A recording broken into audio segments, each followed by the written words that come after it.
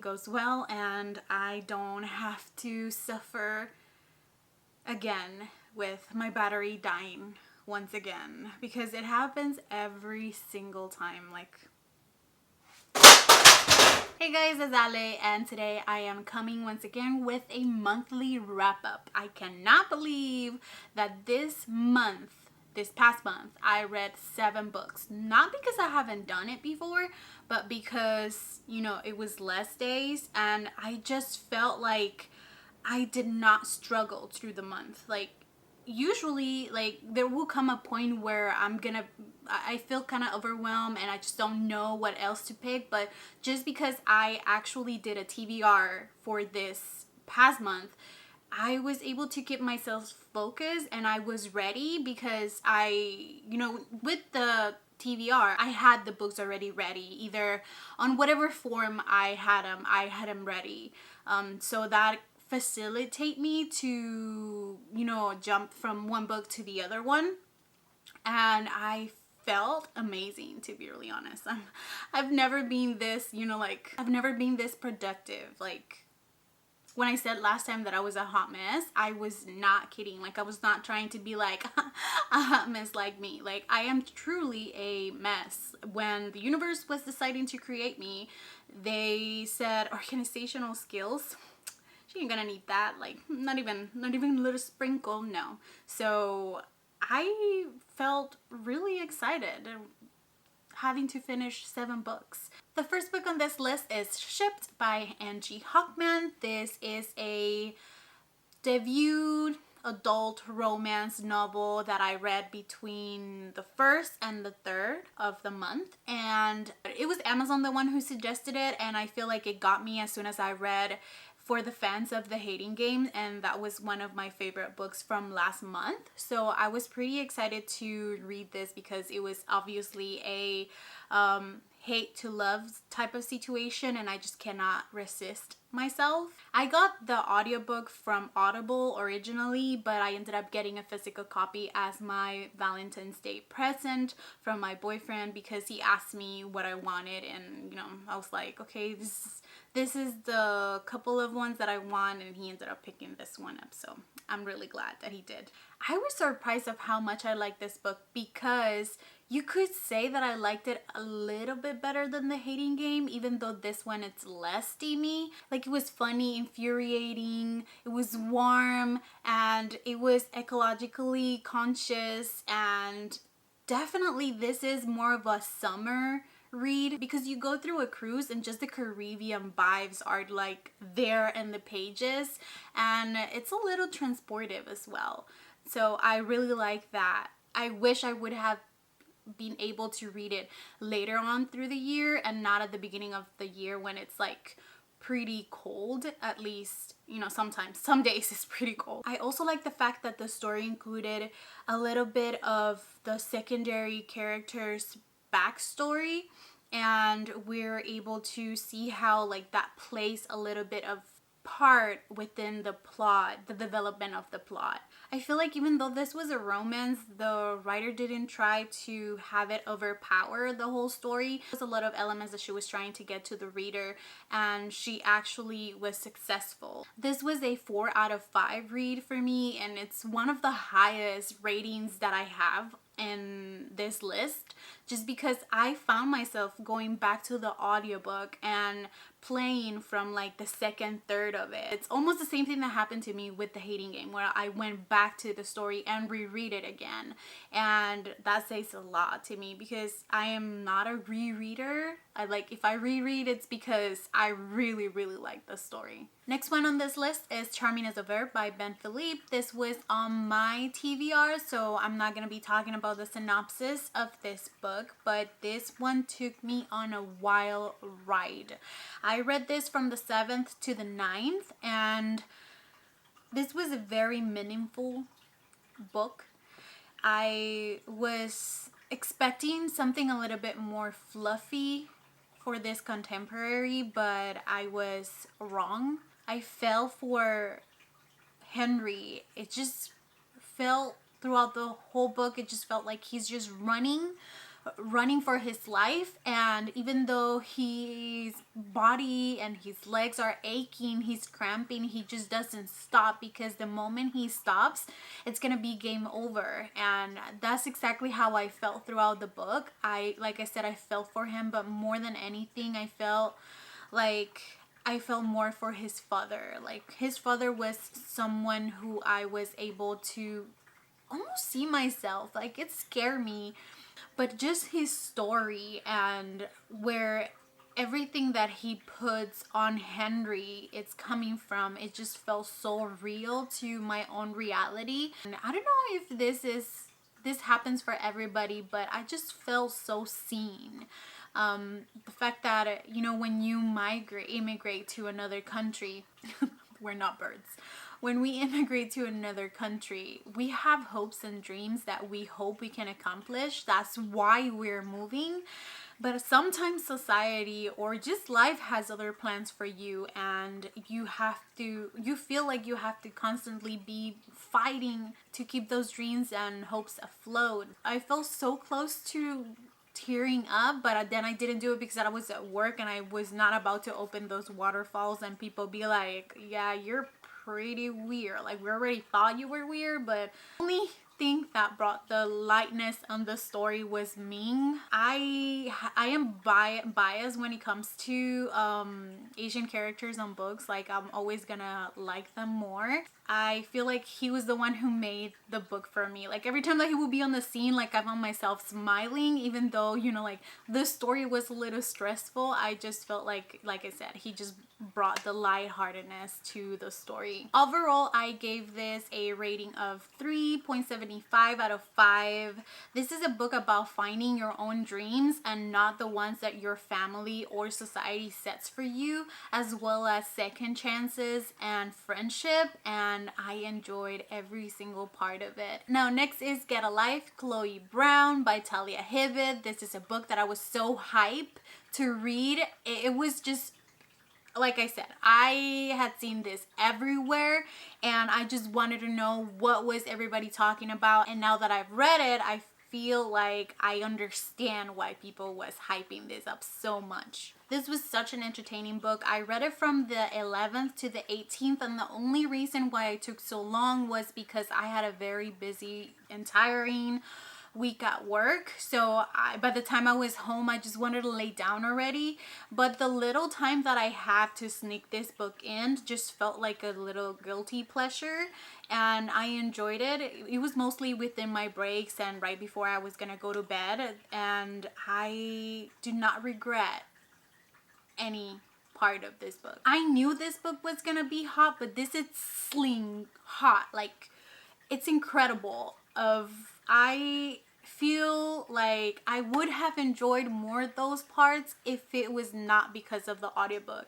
I made the mistake of starting this with the audiobook and I did not enjoy the narrator, and I still try to push through it, but it came a point where I just couldn't bear it any longer, and I feel like the narrator will make Chloe sound whiny and fragile, and then Red will come off like an asshole a little, and I just couldn't. I had to give the book a better chance, and I went right away to the store right after work, to the bookstore, and got a physical copy of it. With that being said, I feel like me making that mistake threw off the story a little bit, and I already had this set ideas on my head about how the characters were acting up, even though in the text they would not come off that way. I like the chemistry between the characters, but more than anything, I like how the topics or the themes of, you know, mental and physical illness and trauma are handled within the story. I like how therapy is seen as something positively that can help you overcome these issues to have a better relationship within yourself and with people around you. So I just felt like that was a very amazing way of handling it, especially because it came out from a character that I was not expecting. Now, the heat on this book, like I mentioned before, it was, you know, like like steaming the whole bathroom. But the truth is that I like the preamble more than the actual scene. Like I felt like I enjoyed more their teasing and those little moments right before the whole sexy scene. And I feel like that comes out of, again, like personal preference, but I also feel like it was because of the dirty talk was way too naughty for me. But overall, I gave this 3.75 out of 5. I wish they would have fallen in love more slowly, but at the same time, I understood why the pace was like this. I feel like they both were in the need of being loved and cared for. So at the end, I was not stressing about it. Now, Along for the Ride by Mimi Grace was my 4th book of the month. I read this from the 20th to the 22nd, and I got the book in a Kindle format for like around $4. I was just so... I feel like this book is probably a little bit underestimated because I've done it before where I see like, oh, I like this book, but then I see the price and I'm like, maybe it's not such a good book. And I feel like it's just so underrated and very shallow of me to think this, but I was pretty surprised at the price of this book. I feel like for the content, it should be more than the price that it has currently. Now, some people might call me crazy because I like this story just a little bit more than Get a Life, Chloe Brown. And the reason it's because this hate to love relationship evolves a little bit slower. Like, they are attracted to each other from the beginning, but because of their own prejudices, I don't know how to pronounce that word exactly, but because of that, they don't actually try to establish any type of relationship with each other, like friendship. And until the trip, they are able to see each other like differently because they realize that they're not the type of person that have been thinking the other one is. And I love this story. I already missed this story, to be completely honest with you. The sexy scenes were so passionate, but then at the same time, I was a little shocked because Jason was a character that comes off like really quiet and not as social. So I feel like my brain associated him as a shy type of guy. But then when the steamy parts came out, I was like, Jason? Is this Jason? Like, I just could not believe how much of a player he was. Like, I couldn't. You gotta be careful with those quiet guys. Let me tell you. I found myself still thinking about their characters sometimes. And the story, like, I feel like if this was a longer book, like, if this author decides to do, like, book 2, 3, 4, 5 until 10, until we have them all seniors and with kids, I wouldn't mind. That's how much I really enjoyed this story because it progressed in a really nice pace. Like, it was actually longer than I was expecting the book to be, but at any point in the story, I felt I needed to rush through the story to get to the end. Like, I was enjoying every single aspect of it. I gave this book a 4 out of 5. I felt like even though I loved the story and the characters so much, I was not able to fall in love with the story. So it was just so close to be 4 stars, but you know. Now the next book was The Wedding Party by Jasmine Guillory. I feel like I cannot talk about this book without me smiling just because of how it made me feel.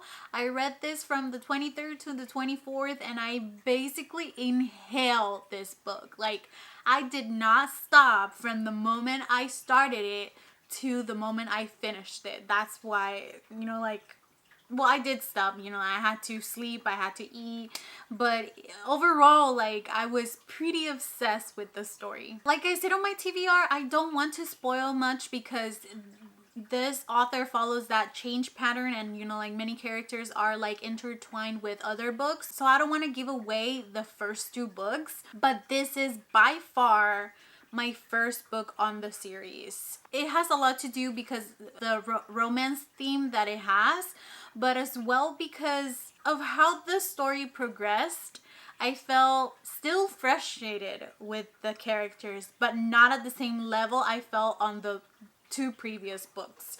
I also like how the steaminess on the book was out there, but it was mainly in the appetizer stage of a dinner, and we really don't get to eat the main course, and then we get the after coffee on, the coffee after, and, the next morning when you're waking up. It was pretty hot. And also the same thing that happens on the previous book where like Jason just took me by surprise. The same thing happens here with the male MC because he comes out like a very, he's kind of like very stiff and kind of like a goody two shoes because of his job title, but the way that he will talk to our other main character and make her blush, and just like the way that he would talk, like he had game. Like that guy was a player too. Like I was just like, wow, I was not expecting that from him just because he doesn't look like it.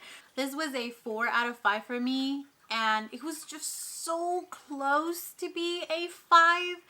But I just felt like the conflict on the story was a little childish and petty, and just because they were like super stubborn and so full of themselves, they just don't go through the relationship completely. I feel like they're even trying to lie to themselves, and that's what that was like one of the things that made me really frustrated, but that's to be expected. Like I said about Jasmine Guillory, I feel like that's the only thing that I have bad that I have to say about her characters is that I usually get frustrated within the story because they get stuck at a point and I'm just like trying to push them forward and they're like, nah, not right now, like let me just be a little petty for a little bit longer. Now the sixth one on this list is Jackpot by Nick Stone.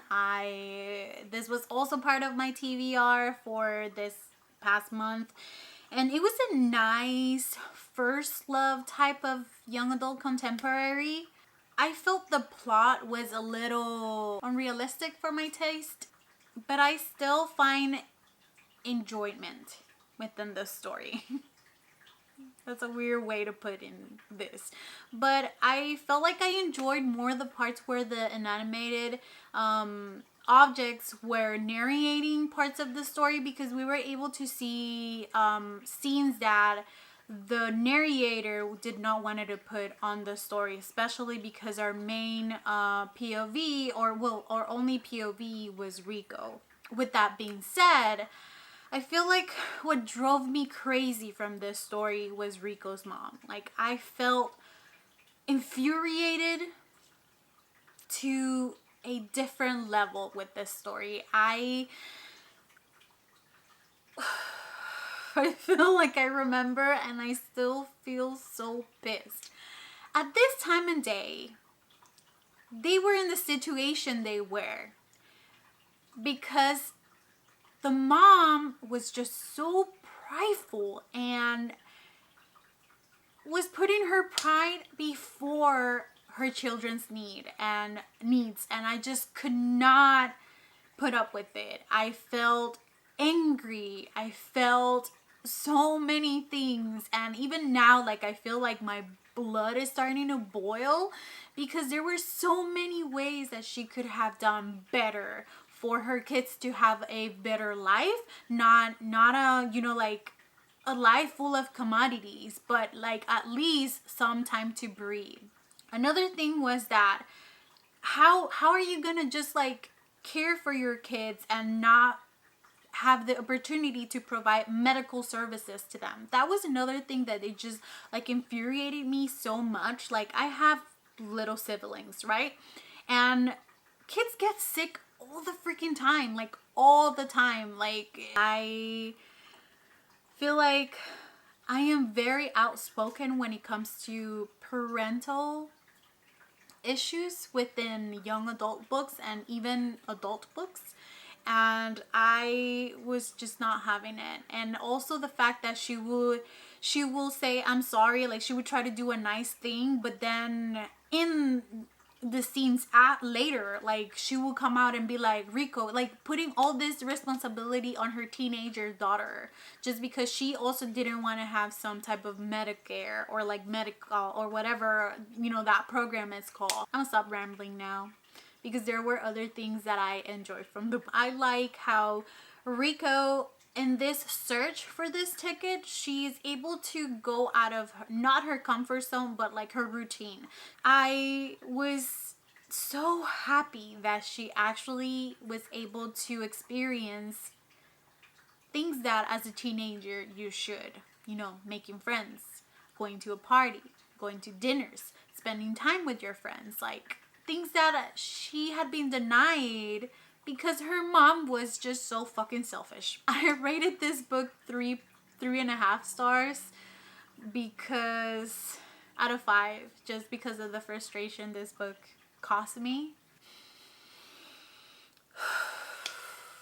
And now we are at my last book. And I felt like I needed to take a breather before moving to talk about this book because I really wanted to read this book from the moment I saw it on Instagram. I think it was Epic Reads, the one who posted the book, and I just fell in love with the cover. But not only with that, it's just when I saw it, I thought that the story was gonna be similar to this one. A really long name, let me see. It's a Cubans Girls Guide to Tea and Tomorrow. This was one of my favorite reads from 2020. It's pick it up, it's really good.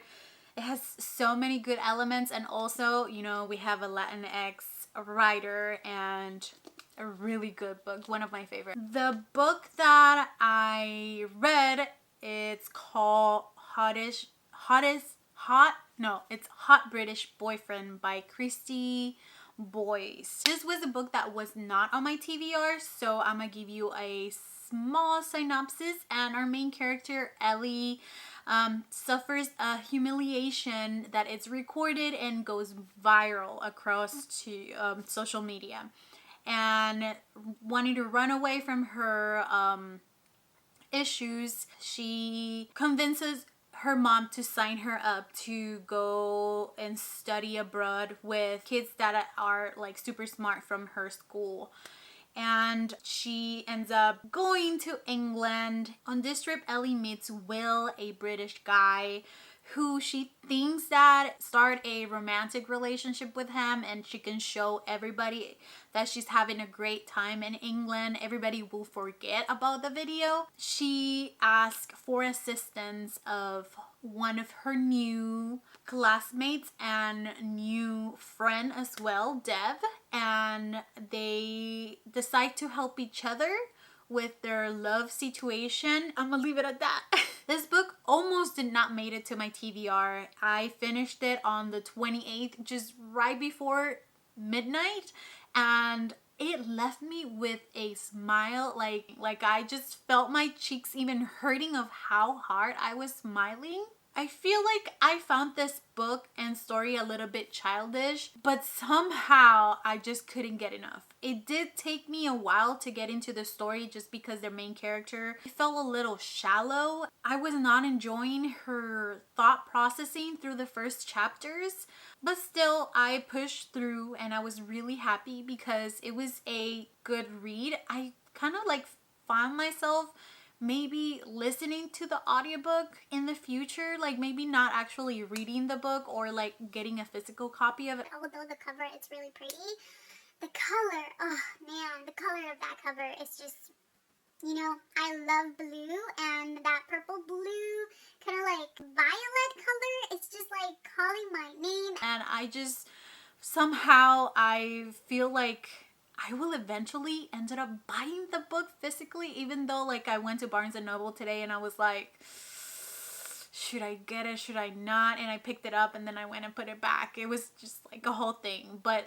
the thing I like the most about this story is how Ellie and this other character moves from a friendship slowly and quietly until they realize they're falling for each other. And it was just so precious.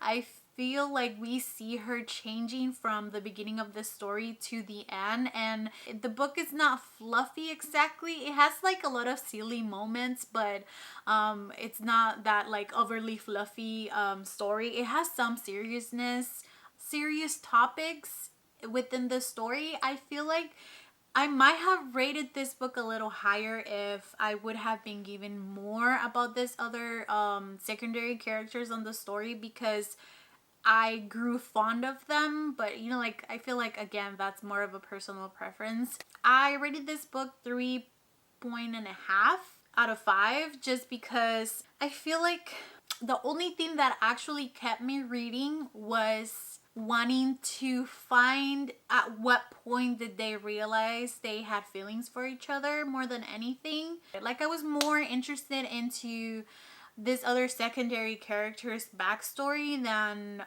or Ellie story. And that's it. Those are all the books I read this past month. I feel exhausted, and I feel like my mini review of Jackpot drained so much out of me that by the time I was reviewing or like talking about Hot British Boyfriend, I was just so tired, and I really enjoyed the book, but I found myself rambling just like right now. I really appreciate you watching this video. If you have any recommendations or comments about these books that I talked about, feel free to leave a comment down below, and I will really appreciate a thumbs up. But until my next video, adios.